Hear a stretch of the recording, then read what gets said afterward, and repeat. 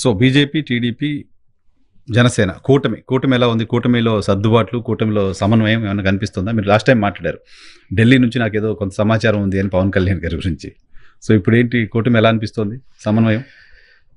నాకున్న సమాచారం ప్రకారం 2027 ఉగాదికి లోకేష్ని చీఫ్ మినిస్టర్ చేయబోతున్నారు.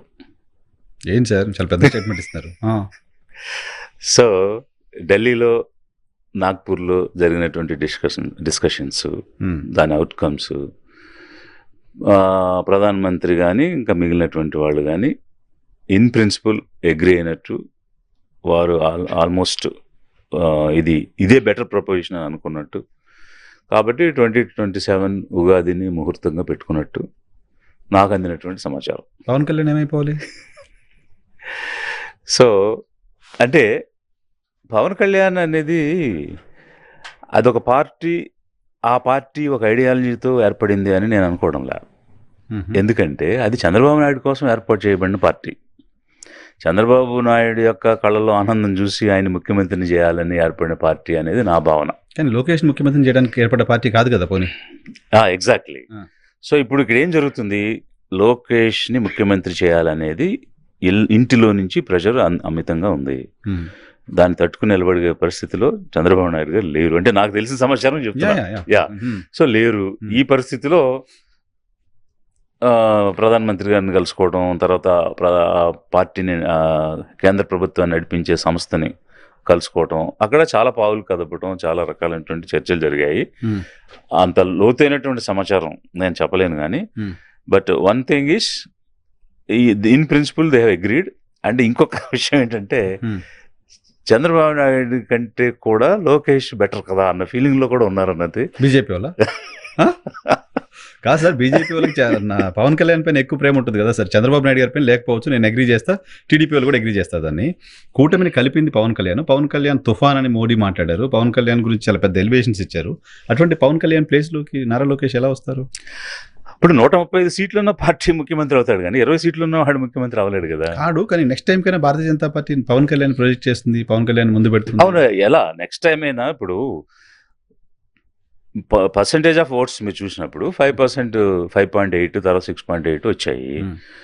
అలాగే వాళ్ళకి వచ్చినటువంటి సీట్స్ కూడా ఒక కాంబినేషన్లో వచ్చాయి, స్వతంత్రంగా తెచ్చుకోలేరు. అలాంటి సిచ్యువేషన్లో పవన్ కళ్యాణ్ అనే వ్యక్తి ముఖ్యమంత్రి అయిపోతాడు అని మరి వాళ్ళు అనుకున్నారేమో కానీ మాకున్న సమాచారం ప్రకారం బీజేపీ అనుకోలేదు, టీడీపీ అసలు అనుకోలేదు. ప్లస్ ఇండిపెండెంట్గా 135 సీట్స్తో హాఫ్ మార్క్ బయట ఉన్నటువంటి టీడీపీ వాళ్ళు సీఎంలు అవుతారు కానీ పక్కనున్న పార్టీకి సీఎం ఎట్లా ఇస్తారు? కానీ చంద్రబాబు తర్వాత అయినా పవన్ కళ్యాణ్ ఒక 2 ఏళ్ళన్నా ముఖ్యమంత్రిగా ఉండాలి అనేది కాపులు బలంగా కోరుకుంటున్న మాట. ఎన్నికల ముందు కూడా జోగయ్య వాళ్ళు మాట్లాడారు, లేఖలు రాశారు.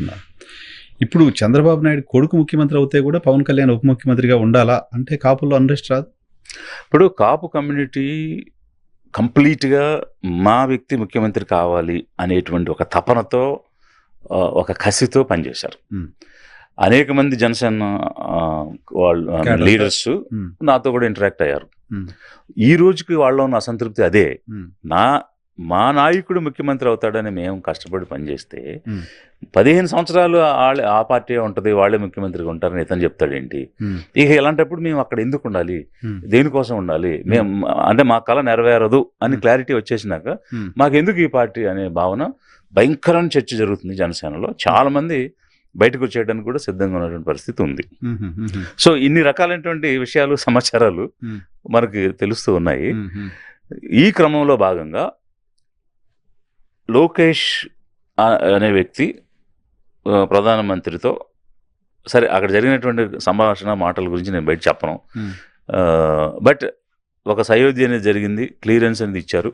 ఆ క్లియరెన్స్ ఇచ్చిన తర్వాత మీరు జరిగిన సీక్వెన్స్ ఆఫ్ మీటింగ్స్ చూస్తే how much preference he's giving to Lokesh అనేది మీకు అర్థమవుతుంది. డెఫినెట్గా అది కనపడుతుంది. డయాసుల్లో పవన్ కళ్యాణ్ కూడా పక్కన పెట్టి లోకేష్ని మోదీ దగ్గర తీసుకోవడం, ఆ క్లోజ్నెస్ కనపడుతుంది, తెలుస్తుంది, గతంలో ఎప్పుడు లేనిది.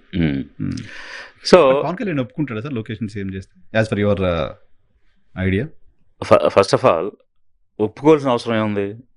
ఆయన ఎందుకు ఒప్పుకోవాలి? అది ఫండమెంటల్ పాయింట్. రెండోది ఏంటంటే, ఇప్పుడు ఈయనకైనా నేను విశ్వగురువు, దేవుడు దూత అని పిఎం చెప్పుకుంటున్నాడు. ఆయన నా గురువు అని ఈయన చెప్పుకుంటున్నాడు. మరి గురువు తీసుకున్న నిర్ణయాన్ని శిష్యుడు అంటే కాదంటాడు. ఆయన ఒప్పుకోవాలి. ఎందుకు ఒప్పుకోవాలంటే ఈ రెండు పార్టీలని కలిపేలా ఒప్పించింది ఆయన కాబట్టి ఇప్పుడు ఆయన ఒప్పుకోవాల్సిన అవసరం ఉంటుందా అని. అసలు ఆయన ఒప్పుకుంటాడా లేదా అనే డిస్కషనే ఆయనకి రాదు అనేది మోదీకి. నా పవన్ కళ్యాణ్ ఒప్పుకుంటాడా లేదా అనేది అసలు చర్చే సబ్జెక్టే అవసరం కాదు, చర్చే కాదు ఓ అనేది నా పాయింట్. మోర్ ఓవర్ ఒకవేళ ఇతనికి ఏమైనా చిన్న ఇబ్బంది ఉన్నా when PM taken a decision, he He cannot has to agree. he cannot, he has no choice but to accept అనేది other side of the system. So ఈ పారామీటర్స్ లో ఇన్ని రకాలైనటువంటి కాంబినేషన్ జరుగుతూ ఉన్నాయి. సో మరి ఇప్పుడు చంద్రబాబు నాయుడు గారు ఏం చేస్తారు? ఆ చర్చ కూడా ఏం జరగలేదా?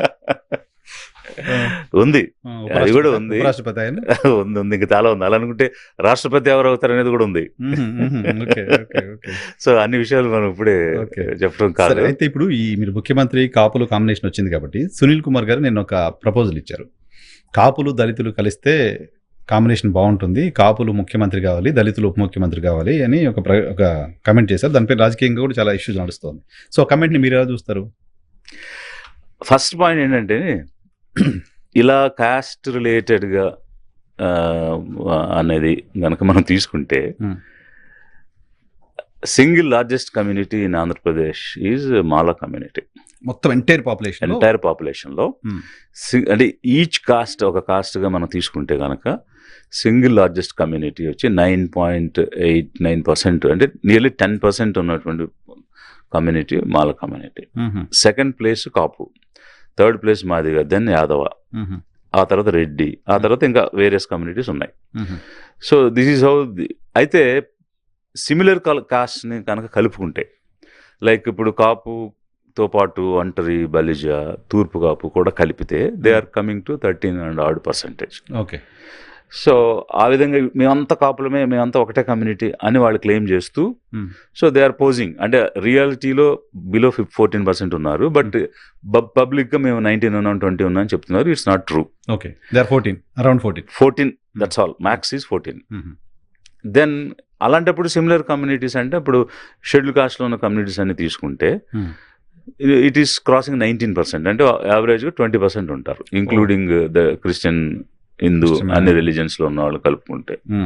So 1/5 of the population are this schedule caste కమ్యూనిటీస్లో ఉన్నవాళ్ళు. సో అలాంటప్పుడు మరి democracy means what? Majority means what? Numbers. So numbers speaks democracy కాబట్టి అలాంటప్పుడు ఖచ్చితంగా విడిపోయిన ఆంధ్రప్రదేశ్కి ముఖ్యమంత్రి షెడ్యూల్ కాస్ట్ నుంచి అవ్వాలి.